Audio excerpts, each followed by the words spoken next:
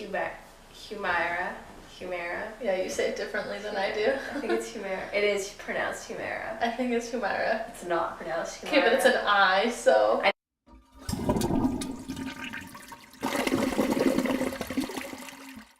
Hey guys, welcome back for another week of Jess vs. Crohns. This week is the one where my sister also has Crohn's. We are sitting in my mom's bathtub.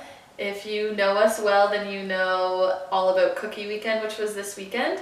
And so I'm taking advantage of being around my sister. I'm only a couple weeks away from my surgery, and she's a huge part of my life when it comes to my health. In fact, we share the disease, as I have said in past videos.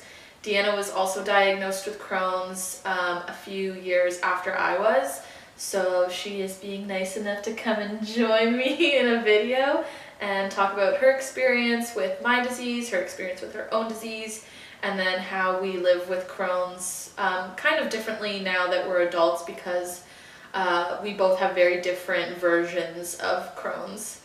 So say hi to Deanna. Hi. So what I sort of want to know, and I think we've talked about this a couple times in the past 15 years since I've had the disease, but Dee's only a year younger than I am, so we were very close in age. We've always been very close, not just because of our age. So when I was diagnosed, Dee was also preteen and figuring out herself as I was figuring out myself, and at least my memory of being diagnosed with Crohn's was very difficult for our relationship because we didn't really understand what was going on with me. Deanna didn't understand what I was going through, and so it sort of made it difficult to find common ground during those first couple years of me being sick. So I honestly don't even really remember a lot about when you were first sick. Like, I was young, and I feel like I was like in my own world. Like, I wasn't really involved in your appointments or like talking about your appointments, and like my memory of it is that you were diagnosed and then nothing happened, like nothing changed. Like, you came home from the doctors, oh, Jessica has Crohn's, and I had no idea what it was, and then that was it. And then I just remember you like staying home from school a lot, and you were sleeping a lot, you were using the washroom a lot, you were losing weight. But again, still, like, I was just so in my own world until you were in the hospital. It didn't really sink in that there was like an actual problem. Mm-hmm. I think a little bit of it, though, at least like my memory of our relationship at that time, was you not understanding what was going on, and that sort of put a strain because, you know, conveniently the times that I would disappear to go to the bathroom were when like it was time for you and I to clean up for dinner, or like I stayed home all the time and why didn't you get to stay home, or like what was my issue with staying home, because it was like you couldn't see it. No one really could see it. Yeah, I lost a drastic amount of weight, but as you said, like it really didn't hit a lot of people until I was in the hospital, and like obviously something was wrong or else I wouldn't be in the hospital for that time. And I was such an energetic child. So I was like always like running around, doing something, playing outside, you know, whatever it would be. And for so many years you were my partner in crime, and then all of a sudden like you didn't want to play with me anymore, you didn't want to do things, like you were always tired. So when I joked around or tried to like be funny, you were just like kind of annoyed with me, or, you know, like, yeah, I didn't have energy to do anything. But No. there was no real reason of why that was happening, because I looked like the same person that I did before I started feeling sick and stuff. And then I think like also, you know, around the age of 12, 13, like for so many years, everyone was like focused on you, right? Mm-hmm. Like all the plans were made around you. Everything was sort of designed to either care for you or make it easier for you or deal with something that you were going through. Yeah. And I just kind of like followed along through that. Well, you were also self-sufficient. You like got good grades, you had friends, and so it was easy for that to happen because nobody had to, I could take care of myself. Yeah, No one was worried exactly. that We were pretty independent people as was. Like, we could take care of ourselves, but even more so when someone else had to take care of me, you still could take care of yourself. Yeah. But it was like that changed for us because a couple years later, so I was diagnosed when I was in grade 8, and then when I was in grade 11, Deanna started getting sick, and luckily we knew the symptoms, and they were similar symptoms, although you've always been smaller than me. Like, it was more drastic to see you start losing weight. But like, the crazy thing is like, I didn't even notice I was losing weight. Like, I thought I had I remember this is the stupidest thing, drinking an iced cappuccino. Okay. And like just feeling so awful afterwards, like having to go to the washroom, like cramps, my stomach hurt, and like I thought that I was allergic to iced cappuccino. Just iced cap specifically. Or maybe chocolate. Okay. Which in retrospect is so stupid. Like, obviously it's the cream and the coffee and whatever that like upset my stomach, but sitting there thinking like, no, I think I have an allergy to something. You were 16, so you understood more of what your body was telling you than like me at 13. Oh, for sure. So you had more of the ability to like reason, okay, so maybe this is happening because I have an allergy. And I think also like I was, every 16-year-old girl is dramatic and hormonal and up and down and all over the place. So it's weird. I don't remember really being sick that first time, but I remember obviously I was going for tests and seeing different doctors, so like I must have also felt concerned with things, but I don't remember being sick. It's like the later years when I've had flare-ups or medication stopped working or whatever that I remember the feeling of being sick. Yeah. Before Dee got down to sick kids to see my doctor, she was at like our local hospital in Newmarket, which was good. Like they took care of you there, but my mom knew like this is not where she needs to be. My other daughter has Crohn's, and I think Deanna has Crohn's, and she needs to be with a specialist. And so, well, it actually wasn't that great. Like, the whole thing kind of left a bad taste in Mummy's mouth, and then also like wasn't great for us because it was our mom that thought like, oh, I've been through this before. Like my other child has Crohn's as well, but I went to get testing done, the barium swallow, so you drink this like huge cup of chalk basically. But basically what it's supposed to do is it lines your like digestive tract, and it's supposed to identify different areas of inflammation. And so I went and I had that test done, and they said like, no, there's no inflammation, it's not Crohn's disease. So that's sort of where that avenue stopped. Ended, yeah. Well, also, like, because our mom was so adamant on talking about my health, my disease happens to be in a very different spot than yours does. So they were looking for things in a different place as well. Yeah. And their knowledge of Crohn's, I think, was so much more limited that they only thought it would be in one spot. And it turns out yours was in a totally different spot that they couldn't get to or they weren't even looking at. So, like, they were missing a whole chunk of where your health concerns were. The next step was the allergy specialist because of my aversion to iced cappuccinos. and then that's when I was weighed for the first time and realized like, oh my God, I've lost. At that point I was maybe like 10, 12 pounds. But you were under tiny, 100 pounds. Under 100 pounds, yeah. That's when he was like, no, you need to take her to the hospital. And they had like a bunch of tests done.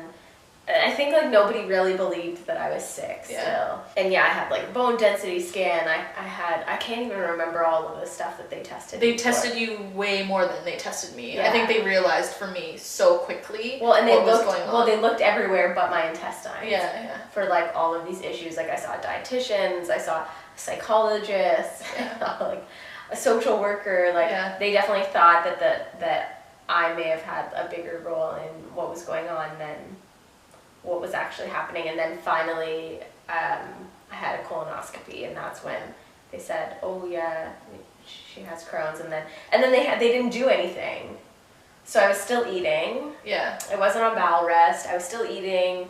They didn't give me any meds for it. It was just like nothing happened after that. And so that's when we called sick kids to get the same doctor. And then right away they were like, no, she needs to stop eating. You need to be you need to be giving her steroids. You need to start doing all of these things. And that's when like stuff started happening.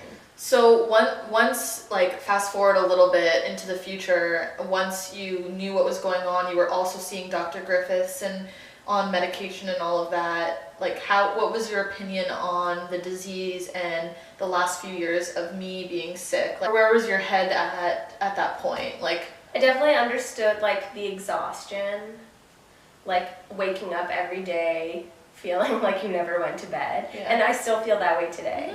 Yeah. Maybe once every 3 months I'll wake up and have so much energy like I can't contain myself, and I'm just like running around doing everything from the moment I wake up till the moment I sleep, which does sound like every day for me too, but it's just you have to push yourself on a regular basis. Yeah, it's just like the ease of which I can just do everything in a day and then go to bed and feel like I'm super accomplished and have had a great day and everything. Yeah. But yeah, it's just every day, like understanding that when you say like, no, I do not want to do that or I cannot do that, that's what it really meant. Mm-hmm.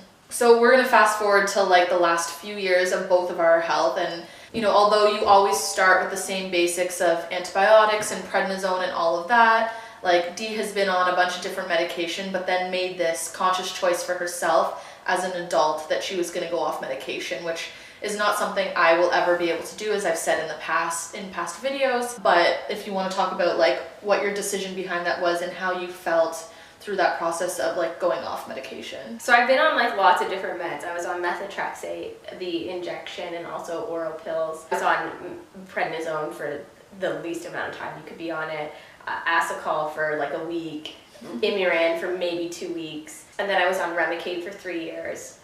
The best I've ever felt in my whole life, or my whole Crohn's life. And then at the 3-year mark, just like you, I had an anaphylactic reaction. That sort of sparked a whole other host of problems of just sort of developing this anxiety around taking medications and having panic attacks related to thinking that I was always having an allergic reaction to something. I was put on, after Remicade, Humira, and I felt it was whatever, but it was like a slow decline.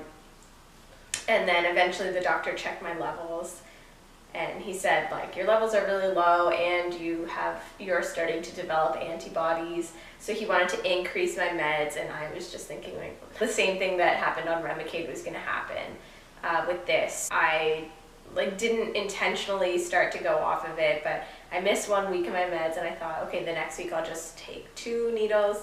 And then I missed it that week, and then it just became this thing like, well, I'm just going to try and manage it with my diet until I feel really terrible, and then I'll go to the doctor and see what happens, which is like was not the right thing to do. But anyway, I started on the specific carbohydrate diet. A friend told me that a friend of hers had gone on it, and he had Crohn's disease and was like in and out of hospital and really sick, and no other meds worked, and this really made a difference for him. So I researched it and I started to slowly change my diet, and I actually felt pretty decent.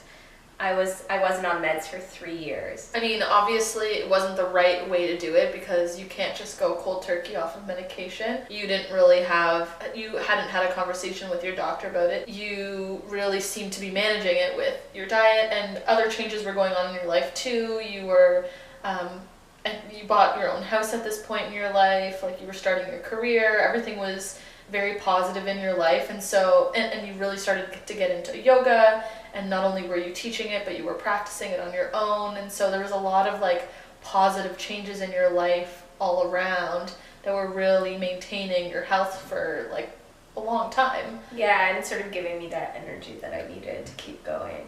Yeah. I don't want to always have to be on medication, but I'm not against taking it. But I think like if there are other things that I can do that are not taking medication, then I would rather do those things. Yeah. It really like limits me. It really, I feel like it weighs me down, even though it's something that's supposed to be helping me. And if it was something that made me feel like $1 million, then I would have no problem taking it. But the reality is my biggest complaint is my fatigue. And when I'm on meds, I still feel tired. Mm-hmm. So it's not really changing the thing that holds me down the most. Yeah. And with that being said, like again, I continue to say this, but we have very different diseases, and most people who have Crohn's have very different instances of it. And it's not a disease where you necessarily have to be on medication for the rest of your life. Your doctors want to work with you, and if that's the lifestyle that you want to choose and not be on meds, then they're going to do their best to help you get to that point. But usually to get to that point, you have to be on medication first. Yeah, and you have to be willing to try things. I mean, I know my body really well, and I think I got to a point where I knew like something wasn't working anymore, and I needed to see the doctor, and I needed to go back on meds, and that's what I did. I went back and I had a colonoscopy, and he said, you know, you have a lot of active disease, and so together we made the decision that it was time to go back on meds. But that doesn't mean that that's going to be a forever thing for me. Like, if I can go another 3-year period without taking medication, like, why wouldn't I? Yeah, and you're still struggling to find the right dose and balance as is. So well, and yeah, that's the other thing, is that going on meds is not an immediate fix for me. Like, I'm still having, you know, difficulties in terms of going to the washroom. My fatigue is still super low. Like, I've noticed some improvements. For instance, the reason why I went back on medication is because I was having extra intestinal symptoms, so symptoms of Crohn's disease outside of my intestines. So for instance, I was having this weird like swallowing pain, and it didn't matter what I ate, whether I was just drinking water, like it was really painful anytime that I consumed something. And you made that conscious decision to go and talk to our doctor and figure out a new plan, and you guys are still trying to figure out a new plan, and it's a trial and error sort of thing. But as far as the rest of the things that you've put in place, or you put in place before you went back on meds, like, you still have that lifestyle of being very active, and your diet, although is not as strict as it was in the beginning, you still are conscious of what you eat and ingest, and try and eat as clean as possible, in the hopes that as long as you can maintain that, at some point you'll be in a state of like, or a good condition that you can go back off medication, or at least that's the goal, right? It's the dream. It's the dream. When you guys see this, it's only 2 weeks until my surgery.